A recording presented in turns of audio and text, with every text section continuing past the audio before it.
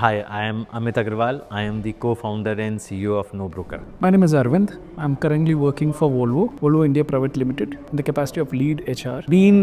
I have closely to 20 years of experience. I've worked for companies like Infosys, Novo Nordisk, Timken and all. In fact, have worked for the entire gamut of HR activities. That's about me. My name is Akanksha. I am the HR director for Madura Coats in India. Hi, my name is Irshendu Mukherjee. I look after HR for Narayana Health. Hi, I'm Shantanu. I'm part of Amazon and I support HR for the Amazon India Stores business.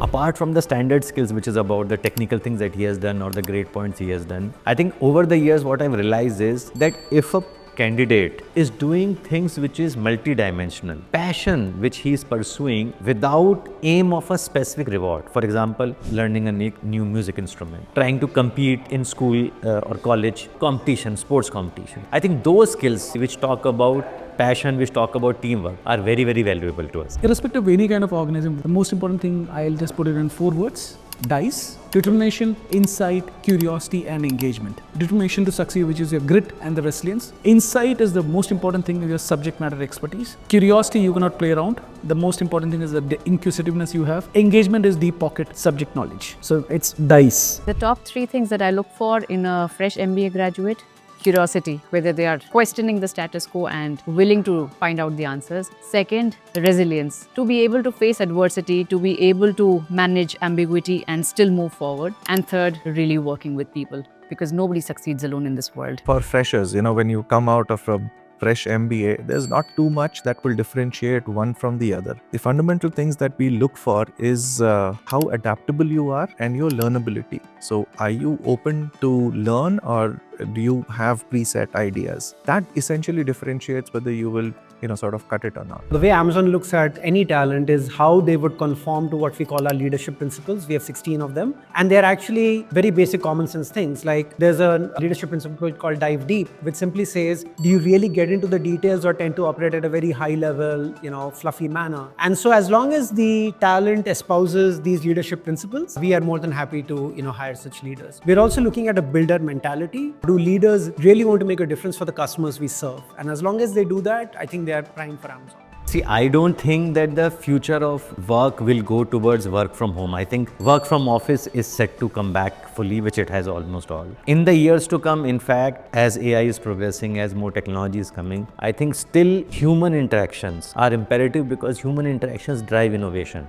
They drive ideas. So I think the culture and the work environment will become more and more cohesive, and the companies who are able to generate ideas, generate innovation, they're always going to be ahead of others. So I think the world is changing. The worldview is changing. Kind of experience and exposure that people have today versus what we had long time ago when we were MBA graduates is changing. But I think a lot of people want to do strategic roles. A lot of people want to do big things in life without going through the grunt work, which is a little tougher. So that shift that I'm seeing, a lot of people not wanting to put in the grunt work at the beginning, and then they struggle towards the end. My 2 cents to these young people would be willing to burn the midnight oil, be willing to put in the grunt work. And second, listening is such an underrated skill. That's the first lesson we were taught by Anil when we were consultants long time ago. Jobs evolve, jobs change. The question is, how does the individual evolve? That is more important. And I'll tell you what I have seen in the last couple of years, especially post-pandemic. The change that has happened in youngsters who are coming into the job field is they are far more open to looking at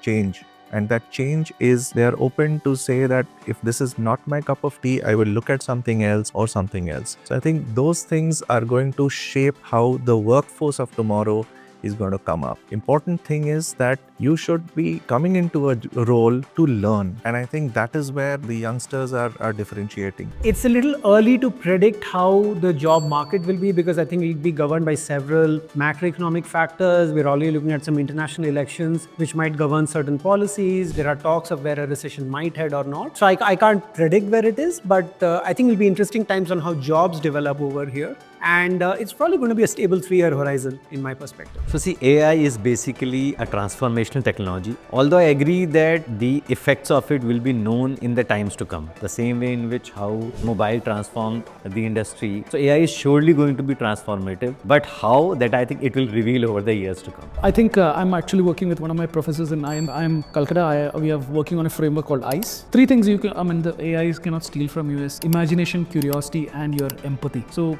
whatever you are, don't give that to AI, because at the end you are playing with your identity. So your imagination, curiosity, and empathy is something which you will always have. Try to just marshal it. That probably you should not give way to your AI stuff. When you have AI, the AI is augmenting your so-called, it's becoming an enabler. So that means you will do more strategic work. Earlier days also, when you had a lot of technology coming, it never ensured the people lose their job. It actually enhanced, it really made you more enabled. So at the end, you should actually think of making AI an enabler.